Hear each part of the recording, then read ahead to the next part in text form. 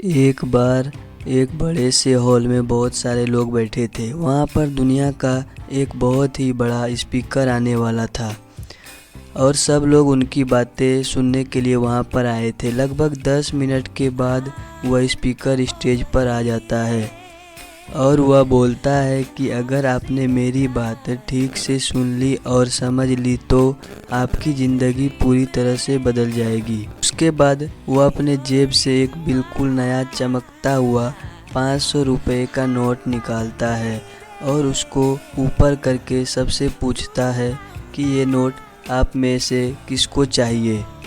ये सुनते ही सब लोग अपने अपने हाथ ऊपर कर देते हैं।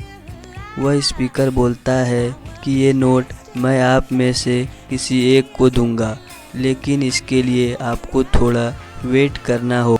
अब वह स्पीकर उस नोट को अपनी मुट्ठी में बंद कर लेता है और थोड़ी देर तक उसको मसलता है।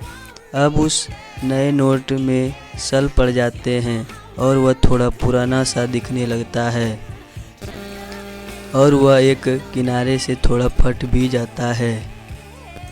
उसके बाद वह फिर उस नोट को ऊपर करके पूछता है, अब ये 500 का नोट किसको चाहिए।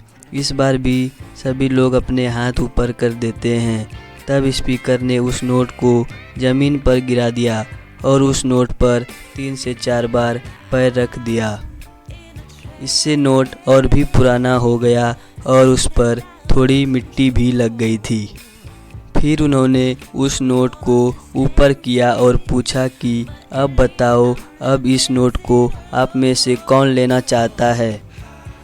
और इस बार भी फिर सब के सब ने अपने हाथ ऊपर कर दिए। स्पीकर अब नोट को फिर से नीचे ज़मीन पर गिरा देता है और उसके ऊपर कूद कूद कर उसको दोनों पैरों से रगड़ देता है और उसके ऊपर चाय भी गिरा देता है।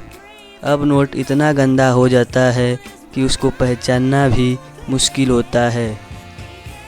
कोई भी उस नोट को देखता तो यही बोलता कि अब यह सिर्फ एक गंदा कागज़ का टुकड़ा है, अब यह बेकार है, इस दुनिया में इसकी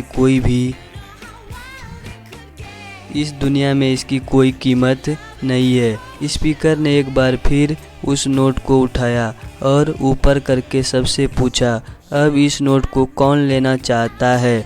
और इस बार भी सब के सब ने अपने हाथ ऊपर कर दिए। कितना भी गंदा पुराना मिट्टी में सना हुआ चाय का दाग लगा हुआ हो, लेकिन अभी भी वह 500 रुपये का नोट ही था।